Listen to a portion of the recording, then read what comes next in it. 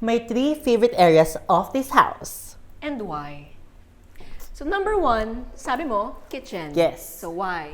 I love the openness, ang fresco, tsaka I really love hosting. Or Hosting. parang bonding with friends. So parang this is a Yun. great place for us to bond. Ganun. It is, sobra, di ba? O, upo ka doon, di Yes. ba? Practice. Practice. Oh.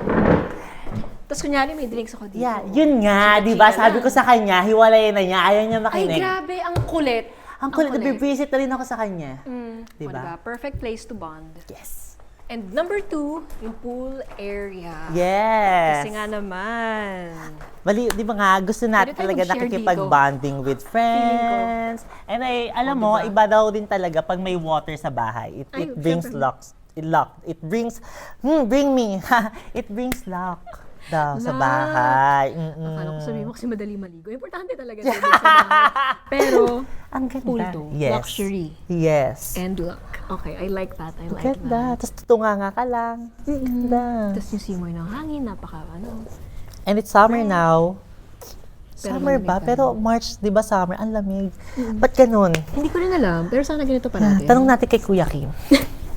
Kuya Kim. Number 3, balcony. Girl, hingal na ako.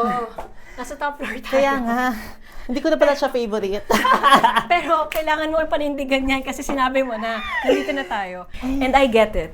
Because look at that view. It's so nice. Diba? And this is just a part of the balcony. Di ba Kasi ito pa pala lang yung dito? walkway. Dito talaga. Oh, diba? Ganda. So yun na nga, yun yung 3 favorite areas ni Mimi sa bahay na to. Yes. And if you want to see the full house tour, actually ang dami. Meron sa channel niya, meron sa channel namin. Watch all of them. Please guys, huwag kayo mag-skip ng ads kasi bibilhin ko tong bahay na to. Oh. Kahit Support. pandagdag lang mo. Pambayad sa kuryente, ganyan, please. So make sure you hit like and click subscribe. Naulan na, Miss Jul, tara Oo na. nga. Bye.